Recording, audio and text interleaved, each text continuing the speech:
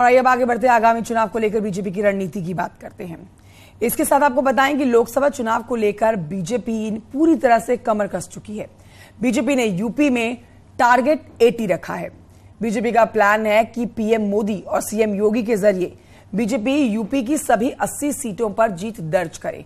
Door to door Dastak देकर इस अभियान को और मजबूत किया जा सके। इसके लिए आपको यह भी बताएं कि बीजेपी अब महासंपर्क अभियान चलाने जा रही है। महासंपर्क अभियान क्या है, ये आपको तफसील से बताएं। ये आप देख सकते हैं मेरे आगे ग्राफिक्स के जरिए आप समझेंगे, जिसमें तमाम नेता और कार्यकर्ता हर घर दस्तक देंगे, डोर टू डोर कैंपेन करेंगे। महासंपर्क अभियान के जरिए बीजेपी बूथ स्तर पर पहुंच बनाएगी। साथ ही हर लोकसभा क्षेत्र में जनसभाएं भी होंगी। विधानसभा स्तर पर लाभार्थी सम्मेलन का आयोजन किया जाएगा। सीएम योगी विकास योजनाओं का संदेश देते हुए नजर आएंगे।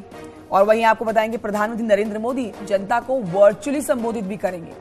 आपको यह भी जानकारी दें कि 30 मई से 30 जून तक 2 महीने महासंपर्क अभियान चलेगा। इस दौरान अपनी मजबूती के साथ ही विपक्ष को कमजोर करने की भी बीजेपी की रणनीति है। आप ये रिपोर्ट देखिए और एक एक जानकारी हासिल करें।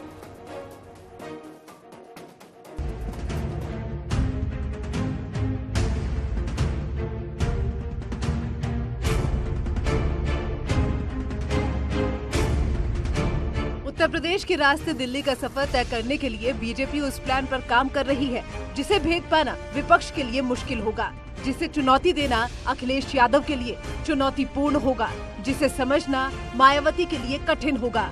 क्योंकि टीम बीजेपी अब उस एजेंडे के तहत चुनावी अभियान को धार दे रही है जिससे सभी हारी हुई सीटों पर जीत संभव हो सके। 2014 और 2019 का रिकॉर्ड तोड़ने का दावा, जीती सीटों से ज्यादा हारी सीटों पर फोकस। जहां 2019 में हार, वहां तैनात होंगे जिम्मेदार। जीती सीटों के सांसदों के रिपोर्ट कार्ड पर नजर। दरअसल 2019 में जिन जिन सीटों पर बीजेपी को जीत मिली थी, उसमें से ज्यादातर मोदी लहर पर सवार होकर ही जीते थे। ऐसे में तत्कालीन हालात को ध्यान में रखकर बीजेपी उन सांसदों का रिपोर्ट कार्ड तैयार कर रही है और नजर उन सीटों पर भी जहां पिछले लोकसभा चुनाव में जीत मिली थी। बीजेपी ने 62 सीटों पर भगवा लहराया था। सहयोगी अपना दल एस को 2 सीटें मिली थी। उपचुनाव में रामपुर आजमगढ़ में भी जीत हुई। अब यूपी में एनडीए सांसदों की संख्या 66 है। हारी हुई 14 लोकसभा सीटें ही बची हैं। इन सीटों का जिम्मा केंद्रीय मंत्रियों को दिया गया है और पीएम मोदी के साथ जेपी नड्डा भी जल्द ही चुनावी अभियान को धार देने के लिए उत्तर प्रदेश के दौरे पर आने वाले हैं। साथ ही कार्यक्रमों को वर्चुअली संबोधित भी करेंगे। लोकसभा चुनाव की जमीन तैयार करने के लिए भारतीय जनता पार्टी पूरे उत्तर प्रदेश में महासंपर्क अभियान चलाएगी। 30 मई से 30 जून तक महासंपर्क अभियान चलाया जाएगा। इसमें भारतीय जनता पार्टी के सभी सांसद, सभी मंत्री डोर टू डोर जाएंगे और सम्मेलन करेंगे, सभाएं करेंगे और ये महासंपर्क अभियान खुद प्रधानमंत्री नरेंद्र मोदी वर्चुअली संबोधित भी करेंगे। यानी जनसंपर्क अभियान के तहत बीजेपी के नेता और कार्यकर्ता अब डोर टू डोर जाने वाले हैं। साथ ही मोदी और योगी सरकार के कल्याणकारी योजनाओं को विस्तार से बताने की तैयारी है, जिससे 2024 में 2014 और 2019 से भी बड़ी जीत हो सके। बीजेपी इस बार मिशन 80 के साथ लोकसभा चुनाव में उतरने का फैसला कर चुकी है। भारतीय जनता पार्टी लगातार जनता के बीच में रहकर केंद्र और प्रदेश सरकार की नीतियों को जन जन तक पहुंचाने का काम अपने कार्यकर्ताओं को लेकर के कर रही है और जिस ढंग से भारतीय जनता पार्टी के प्रति लोगों का आकर्षण और आशीर्वाद बढ़ा है, माननीय प्रधानमंत्री नरेंद्र मोदी जी के नेतृत्व में, मार्गदर्शन में भारतीय जनता पार्टी दिनों दिन दुनिया की सबसे बड़ी पार्टी बनने के बाद दिनों दिन जनता के प्रति और लगाव बढ़ रहा है। हम दावे के साथ कह सकते हैं कि 2024 में जब लोकसभा का चुनाव होगा, हम 2014 वाला परिणाम दोहराएंगे और तीसरी बार माननीय मोदी जी देश के प्रचंड बहुमत के साथ प्रधानमंत्री बनेंगे। पार्टी के इस दावे की हकीकत तो चुनावी नतीजे ही बताएंगे, लेकिन अभी से बीजेपी पूरी शिद्दत के साथ चुनावी तैयारियों में जुट गई है। लोकसभा क्षेत्रवार विस्तारक भेज चुकी बीजेपी अब विधानसभा पर लड़ाके उतारने की तैयारी में है।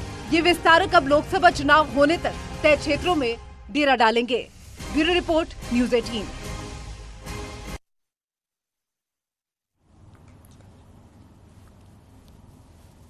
और आइए आपको सीधे ले चलते महाराजगंज, जहां पर मुख्यमंत्री योगी आदित्यनाथ जनता दरबार लगा रहे हैं और फरियादियों की फरियाद सुनी जा रही है। देखिए तस्वीरें आपके सामने हैं, एक्सक्लूसिवली तस्वीरें आप तक पहुंचा रहे हैं। हर बार ऐसा होता है जब भी जनता दरबार लगता है तो भारी भरकम उस इलाके की जनता पहुंचती है मुख्यमंत्री से मिलने के लिए, अपनी समस्याओं का समाधान पाने के लिए। चाक चौबंद सुरक्षा व्यवस्था के बीच में तमाम अधिकारियों के साथ मुख्यमंत्री योगी आदित्यनाथ इन लोगों की समस्याओं को सुन रहे हैं। लिखित में आई हुई इन शिकायतों को तत्परता से साथ में मौजूद अधिकारियों को सौंपा जा रहा है ताकि जल्द से जल्द इन समस्याओं का समाधान इन लोगों को मिल सके। तो आज मुख्यमंत्री योगी आदित्यनाथ कई कार्यक्रमों में शिरकत करेंगे, लेकिन दिन की शुरुआत जनता की समस्या को सुनने के साथ कर रहे हैं। जनता दरबार की सीधी तस्वीरें आपके सामने। उधर चंदौली से खबर, जहां पर मालगाड़ी हुई है डिरेल, मालगाड़ी के 2 डिब्बे पर